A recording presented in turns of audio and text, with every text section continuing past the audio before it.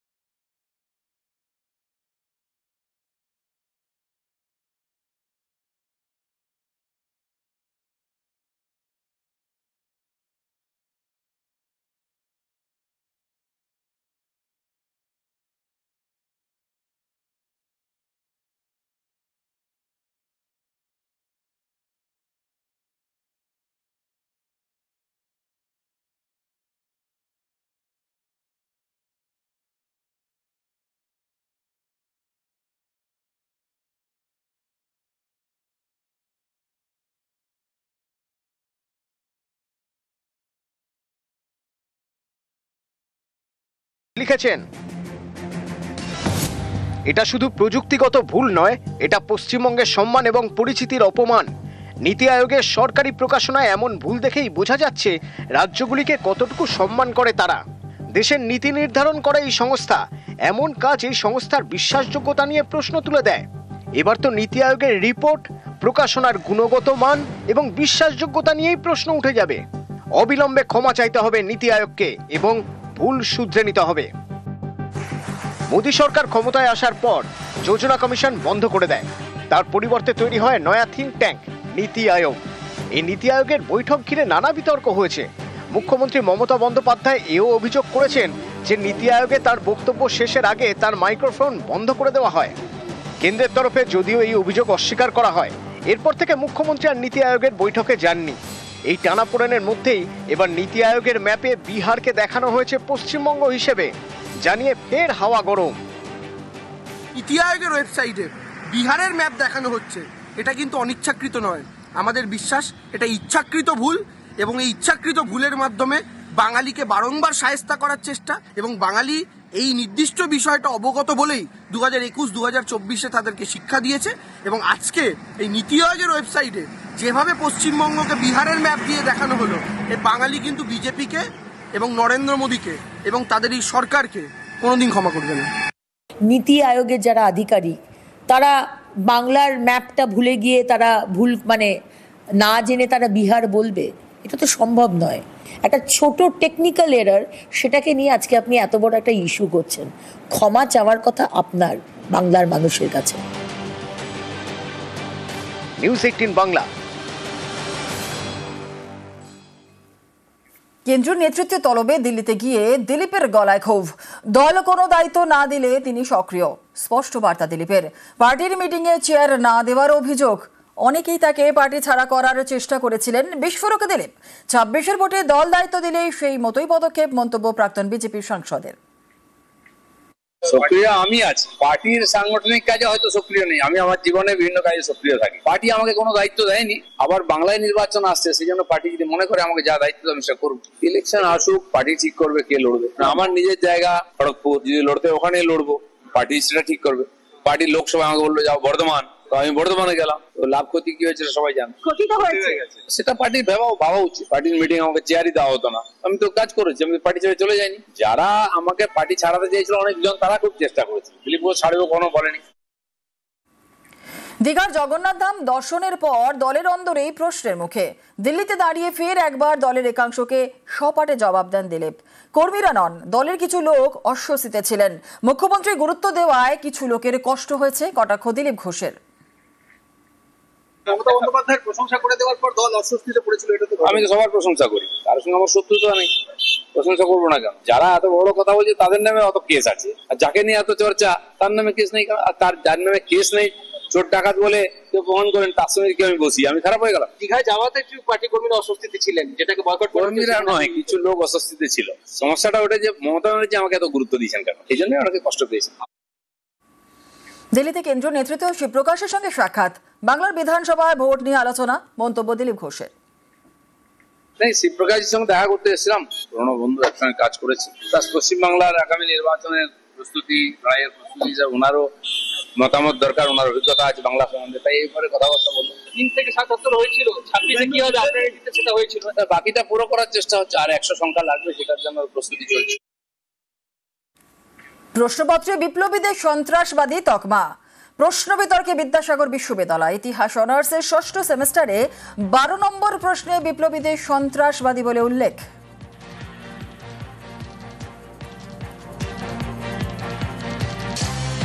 সমালোচনায় বিপ্লবীদের পরিবার ও শিক্ষাবিদরা।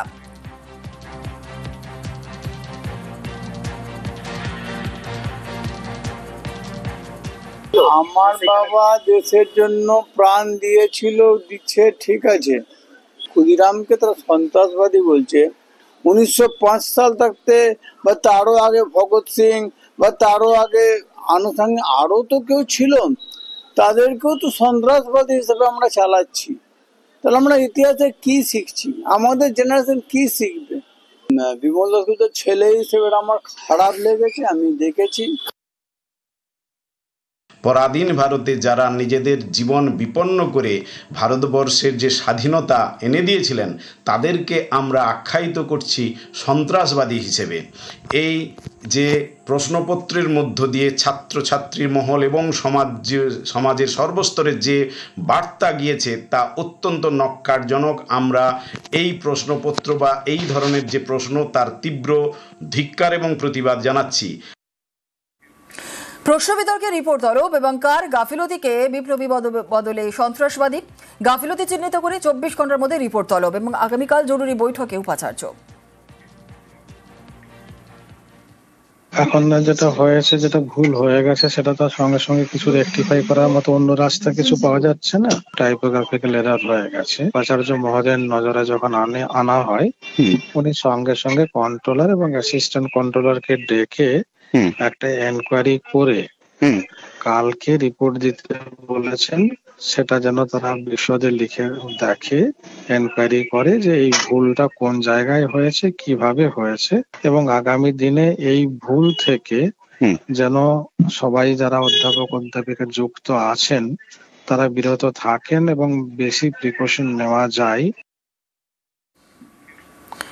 আর বিতর্কে ভুল স্বীকার বিদ্যাসাগর বিশ্ববিদ্যালয়, প্রশ্ন বিতর্কে বিদ্যাসাগর বিশ্ববিদ্যালয় রাজনীতির তরজা তুঙ্গে।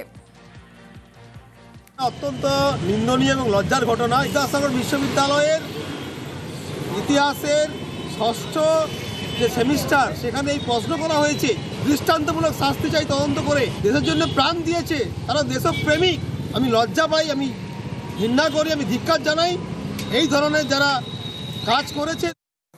ওই সশস্ত্র বিপ্লবীদের যারা ভারতবর্ষের স্বাধীনতা আন্দোলনে গুরুত্বপূর্ণ ভূমিকা পালন করেছিলেন, মেদিনীপুরের বীর সিংহ শিশু ক্ষুদিরাম, বিমল দাসগুপ্ত, তাদেরকে এরা হচ্ছে যে সেই চোখেই দেখে। এটা জঘন্যতম অপরাধ। এই অপরাধের জন্য বিশ্ববিদ্যালয়ের উপাচার্যর এক্ষুনি ক্ষমা চাওয়া উচিত। এরকম কথা উল্লেখ করা মানে যেটা স্বাধীনতা সংগ্রামীদেরকে ইন্ডিকেট করা হচ্ছে, এটা হলে আমরা সত্যি মেদিনীপুরের মানুষ, আমরা যেখানে স্বাধীনতা সংগ্রামীদের আন্দোলনের পীঠস্থান, সেই জায়গায় দাঁড়িয়ে যদি এরকম কোনো কোশ্চেন হয়ে থাকে, আমি তো এখনো দেখিনি, যদি হয়ে থাকে এটাকে নিন্দনীয় ঘটনাই বলা যেতে পারে। কলেজে টিএমসিপি নেতা, কলেজ শেষে কলেজেই চাকরি। সাংবাদিক বৈঠক করে এমনই অভিযোগ করেছেন শুভেন্দু অধিকারী, যা মানতে নারাজ টিএমসিপি নেতারা।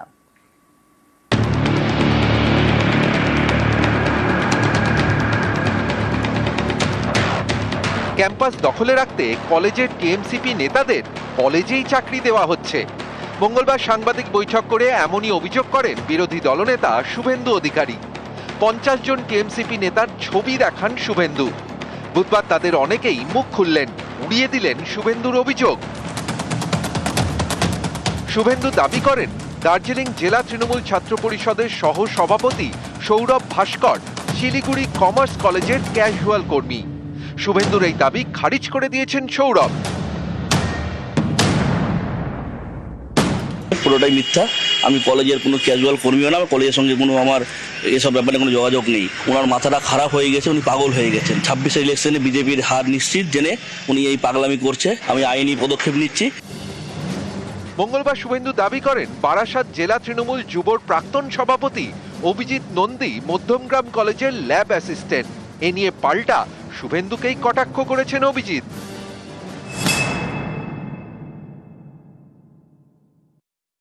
আমি বিবেকানন্দ কলেজে পার্মানেন্ট স্টাফ এবং লিগ্যালি পরীক্ষা দিয়ে আমি সেই চাকরি পেয়েছি, যেটা আমি অন্য কোথাও পেতে পারতাম। তৃণমূল ছাত্র পরিষদের সাথে আমার দীর্ঘদিন কোনো সংস্রব নেই। আমি যখন তৃণমূল ছাত্র পরিষদ করতাম, তিনি রাজ্য তৃণমূল যুব কংগ্রেসের সভাপতি ছিলেন, তার নেতৃত্বে আমি তৃণমূল ছাত্র পরিষদটা করেছি। সুতরাং এই অভিযোগ একদম ভিত্তিহীন, তিনি হাওয়ায় কথা বলছেন।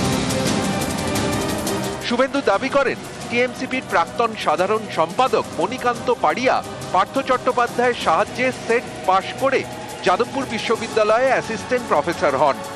একই সঙ্গে সেন্ট্রাল জোনের এসএসসির চেয়ারম্যানও তিনি। শুভেন্দুর এই অভিযোগ উড়িয়ে দিয়েছেন মণিকান্ত।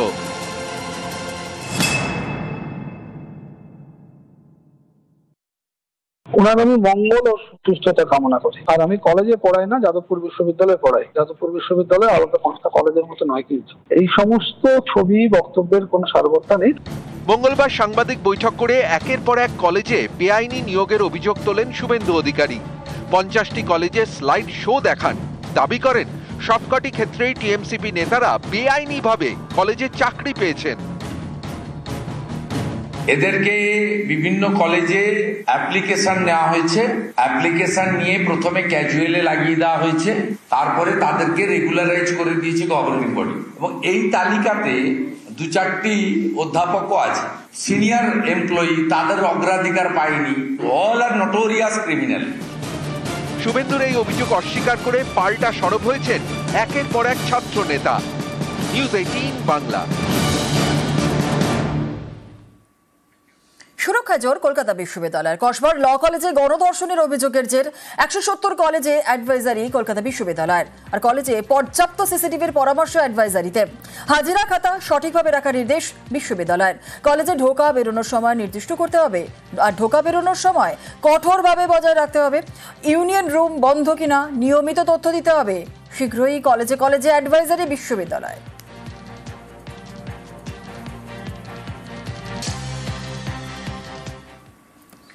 কসবা ল কলেজের ঘটনায় সতর্ক রয়েছে লালবাজার। শহরের সব থানাকে একগুচ্ছ নির্দেশ পুলিশ কমিশনারের। আর কলেজে প্রাক্তনীদের কাজকর্মের ওপরও নজরদারি। কলেজ শেষ হয়ে ক্যাম্পাসে যাওয়ার নজরদারি। আর এইরকম ঘটনায় স্থানীয় থানাকে জানানো বাধ্যতামূলক। কলেজের সিসি ক্যামেরা সঠিকভাবে কাজ করছে কিনা দেখতে হবে এবং স্থানীয় থানার সঙ্গে কলেজে নিয়মিত যোগাযোগ রাখতে হবে। কলেজের নিরাপত্তারক্ষীদের সঙ্গেও যোগাযোগ। কলেজে অপরাধমূলক কাজকর্ম দেখলেই থানায় খবর দিতে হবে। থানার নির্দিষ্ট পুলিশ আধিকারিককে সমন্বয় রাখার নির্দেশ দেওয়া হয়েছে। আর নিজের এলাকার কলেজে কর্মশালার নির্দেশ থানাগুলিতে।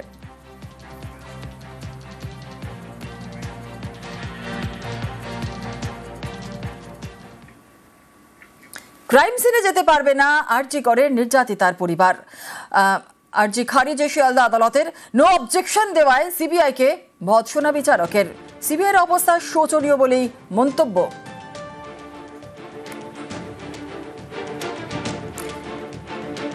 সিবিআই কি ঠিকভাবে তদন্ত করেনি প্রশ্ন বিচারকের। আর চার্জশিটে নেই সন্দীপ ঘোষ, অভিজিৎ মণ্ডলের নাম। ঠিকমতো তদন্ত না হওয়াতেই কি চার্জশিটে নেই দুজনের নাম? সিবিআই এর ভূমিকায় প্রশ্ন শিয়ালদা আদালতের।